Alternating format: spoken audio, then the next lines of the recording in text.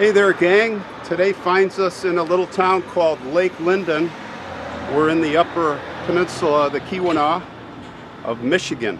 And I was just coming back from a little adventure at a copper mining ghost town. And I wanted to stop here, and I want to thank Troy Parker. I would never know this was here, but the really cool artifact at City Hall, the old City Hall here. So let's cross the street.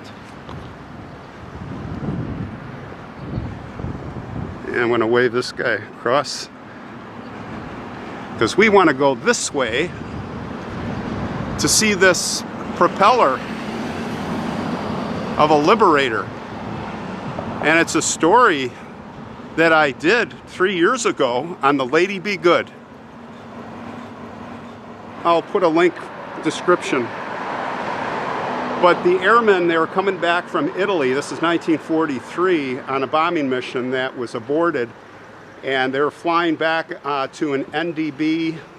Well, they had NDB, the ADF, the direction finder. Anyway, their navigation got screwed up. They flew over the base and kept flying in the moonless night into the desert, hundreds of miles in the Libyan desert, and ended up running out of fuel.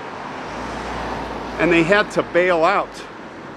They thought they were bailing out over the Mediterranean. They were totally lost. And they hit the ground, and the Lady Be Good landed on her own because it was all trimmed out. And they found it like in the 1950s, BP, Emco researchers.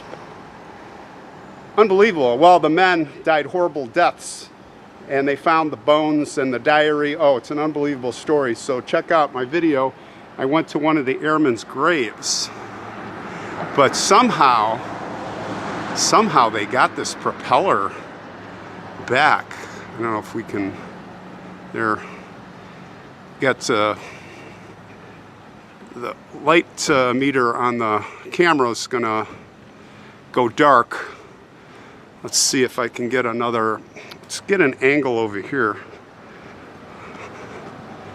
There we go, that's gonna be a little better.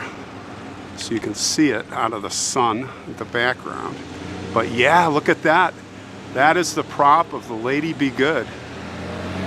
And it's, I believe, still out there. Maybe, I think they did take it out. I'm not, or in pieces. But yeah, Troy Parker, thanks for the heads up here. There it is, the Lady Be Good. This propeller's from the 4-engine B-24 Liberator bomber, Lady Be Good, which crashed in the Libyan desert 880 miles southeast of, it says Wheelus. I thought it was Wheeler Air Base. Anyway, April 5th, 1943.